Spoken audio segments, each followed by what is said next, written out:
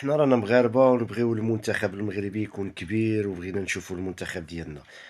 وليد الركراكي مدرب، يعني منذ كأس العالم، منذ لقاء البرازيل الكل يعرف أنه مدرب لم يجد الحلول. الفريق اللي كيلعب معاه في الدفاع ويغلق له لا يجد الحلول. احنا لو كنا مع موريتانيا وفي بلاد ديالنا الجمهور كاين، شفنا التيفو النشاط، الجمعيات وراه برع ديال التيفويات والنشاط وكذا، وراه غادي تنظم في المغرب، ونمشيو للتومون ومع مع موريتانيا ونمشيو لضربة الجزاء. قضية خطر في المطار. مدرب لا يقنع ولا يمتع. في كأس العالم طريقة أخرى، كان داير الدفاع يستنى الكونتراتاك واخا معروف بها، ولكن لما يفتح اللعب خصو هو يوجد الحلول. وانت راه عندك لعابة، راه موريتانيا عندها لاعبين في نواديبو، حنا راه عندنا لاعبين في ريال مدريد. راه موريتانيا عندها لاعب يلعب في قبرص ما معروف فين، عندها لاعبين يلعبوا في الهواد ديال فرنسا كاع ما معروفينش. حنا راه عندنا لاعبين يلعبوا في باير ليفركوزن، يلعبوا في دوريات قوية، دوريات يعني عالمية، لاعبين كبار في ريال مدريد. يعني تاريخ، يعني الفرق الكبيرة. المنتخب المغربي لاعبيه يلعبوا في مانشستر يونايتد، يعني دوريات قوية. هو مفروض عليه يجد تنظيم اللعب ويجد الحلول الهجومية، كيف يوظف اللاعب وتوظيف اللاعبين. راه غير في حراسة المرمى مثلا، يعني اليوم كان خاصو يلعب بالحارس الثاني المحمدي، يعطيه منير، يعطيه واحد الماتش حشومه. انت تجيب واحد اللاعب، واحد الحارس، ودائما تخليه في الاحتياط. وكان حارس اهلنا لكأس العالم في روسيا اول مرة بعد اكثر من 20 سنة.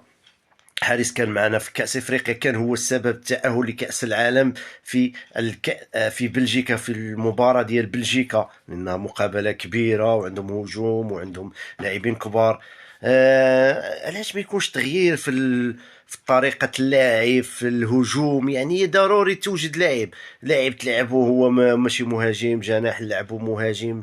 يعني بزاف، رغم انا ضد واحد المهاجم اللي ناضت عليه الهيلاله وكذا، انه ماشي شي لاعب اللي غادي يعني كبير كما نقولوا، ولكن لازم توجد المواصفات، تبحث عن المواصفات.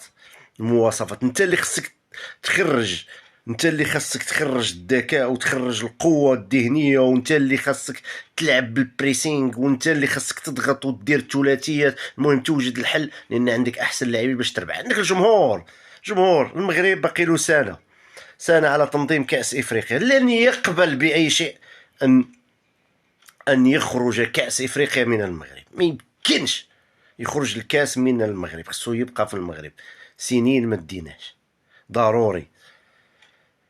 وهنا 76 صح، هنا خاصنا يكون عندنا مدرب كبير. اذا وليد الركراكي يعني مشات له، يعني ما راش حتى في ذهني مزيان، خصو يمشي.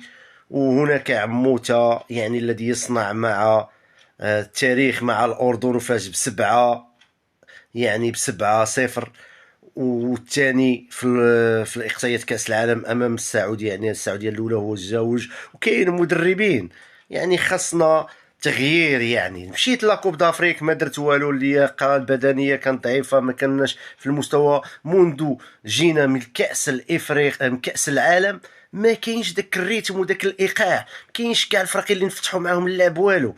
وهنا خصنا يعني تكون قرارات جمع وطوي، ونجيبوا مدرب كبير. يعني وليد الركراكي أعطيت له فرص كثيرة ولم ينجح، رغم أنها ودية، ولكن بشكل رسمي، لأنه لا ينجح مع الفرق التي تلعب بالتنظيم الدفاعي المحكم. تحياتي.